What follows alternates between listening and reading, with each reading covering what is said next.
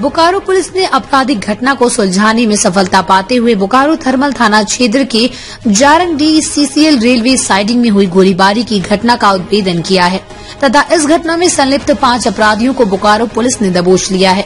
Bokaro SP Chandan Kumar Jha ने बोकारो मुख्यालय में प्रेस वार्ता आयोजित कर उद्भेदन का खुलासा किया।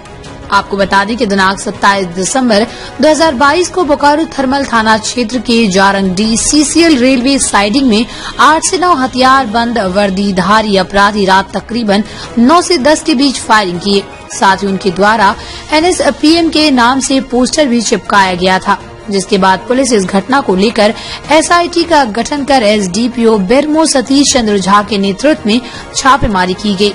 इस दौरान गुप्त सूचना प्राप्त हुई, जिसमें पता चला कि बगोदर और विष्णुगढ़ जिले के अपराधी हैं, जो बोकारो जिले के अपराधी के साथ मिलकर इस कांड को अंजाम दिए। जिसके बाद अलग अलग जगहों से 5 अपराधियों की गिरफ्तारी हुई, जिनके पास से घटना को अंजाम देने में इस्तेमाल की गई सेमी ऑटोमेटिक पिस्टल और मैगजीन रिकवर हुआ। साथ ही इस्तेमाल हुई बाइक और मोबाइल फोन भी बरामद किया गया।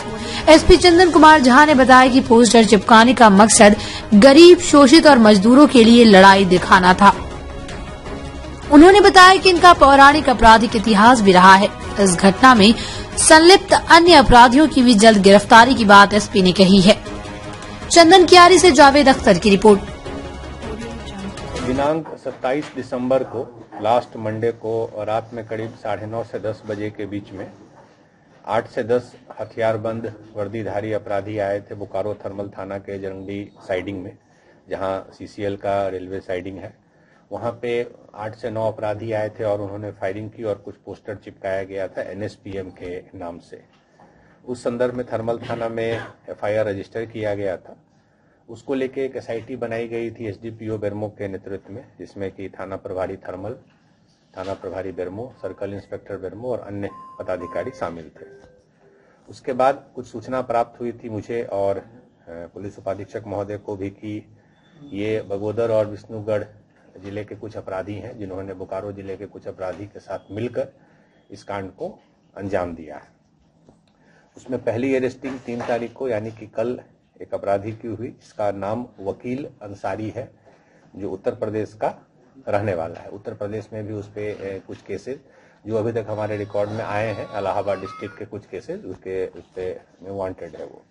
उसकी गिरफ्तारी के बाद उसने कन्फेस किया कि वो भी इसी ग्रुप में शामिल है, लेकिन इस घटना में उसकी संलिप्तता नहीं है। फिर उसने कुछ नाम हम लोगों को बताया, उस बेसिस पे फर्दर रेड किया गया। रेड करने के बाद जो एक प्राइम एक्यूज्ड हमारे केस में बीरबल सिंह उर्फ निखिल सिंह उर्फ कटप्पा, जो कि लोकल लाइजनर के तौर पे PO पे पुलिस के प्रेजेंस को देखने के लिए और अन्य फोर्स का प्रेजेंस है कि नहीं है, ये one of the most important accused इस केस का है।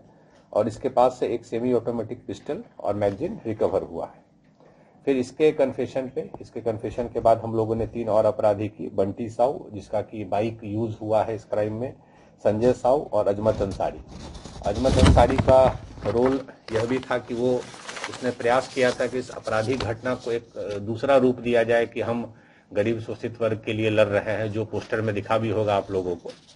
उसके बाद फिर कल ही यानी कि 3 तारीख को विष्णुगढ़ थाना हजारीबाग से एक अपराधी की अरेस्टिंग हुई इसी केस में, दीपक कुमार महतो।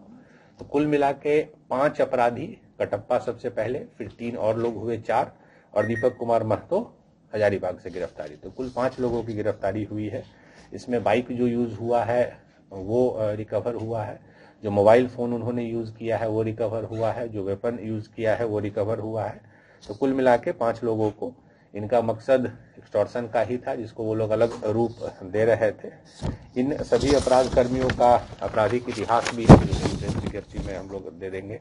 दमदार निर्माण का भरोसा लाल स्टील TMT बार्स, हर निर्माण के लिए उपयोग। लाल स्टील TMT बार्स, रिश्ता मजबूती का।